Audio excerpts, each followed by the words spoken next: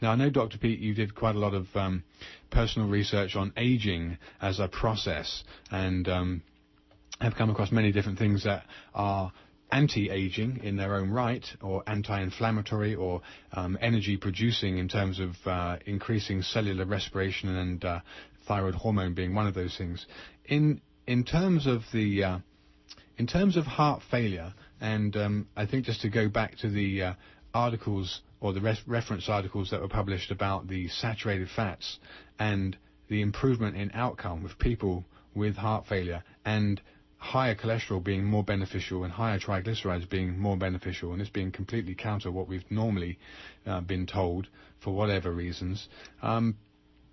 The link to heart failure and these fats, the saturated fats, and why it is that they're actually protective, and why cholesterol is actually very protective and not something you want to avoid, but actually something you want to make sure your cholesterol is reasonably high, and a 180, 190 cholesterol is actually not a problem. And you've always said that for elderly people, not that elderly, but 50 plus, you want to have a cholesterol that's about 200, and even if it was over that, between 200 and 220, it's actually not a problem. Whereas the medical community want to put you on statin drugs, and now many of these have been recalled for being, precluding to other disease. But what's your take on the saturated fats in terms of their either anti-inflammatory effect or their heart protective effect? I think it's all one thing for all of the systems. The saturated fats tend to inhibit the stress hormones, which produce a shift to fat metabolism away from sugar metabolism by liberating fats from storage. Once you get too much of the polyunsaturated fats in your body, a little stress tends to become a big stress, because that type of fat intensifies the stress hormones, creating a vicious circle. The saturated fats turn off the inflammation rather than amplifying it. And that applies.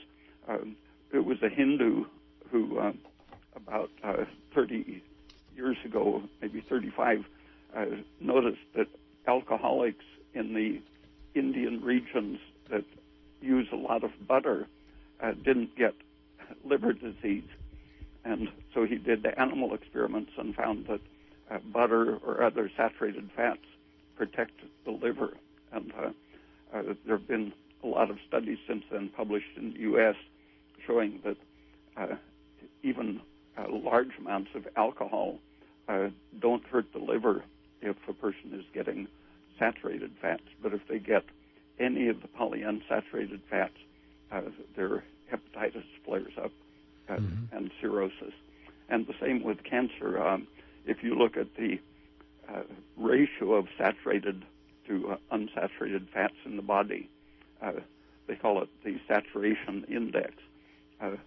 That goes, the more saturated your fats are, the less susceptible you are to developing cancer.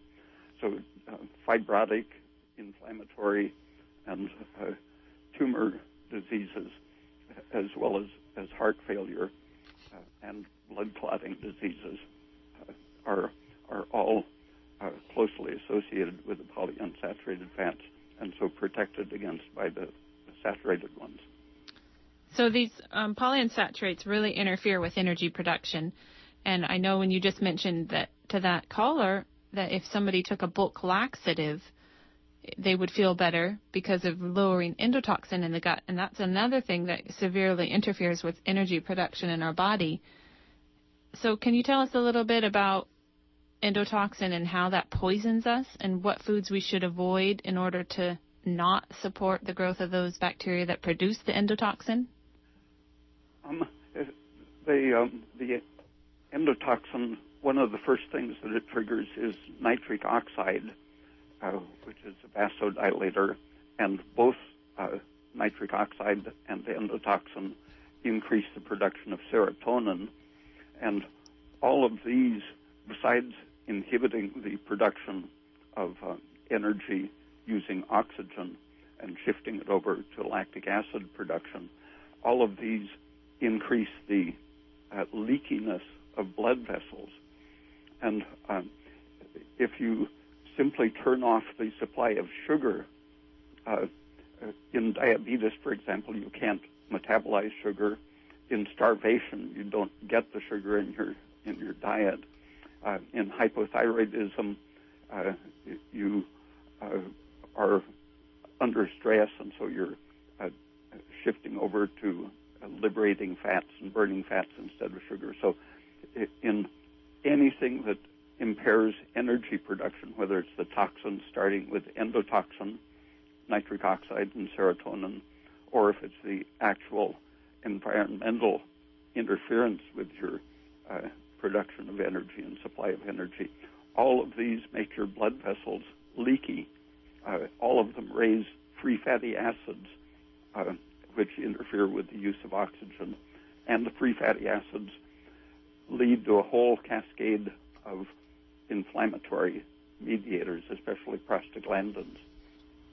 And the prostaglandins, in turn, interact, making more nitric oxide and other inflammatory things.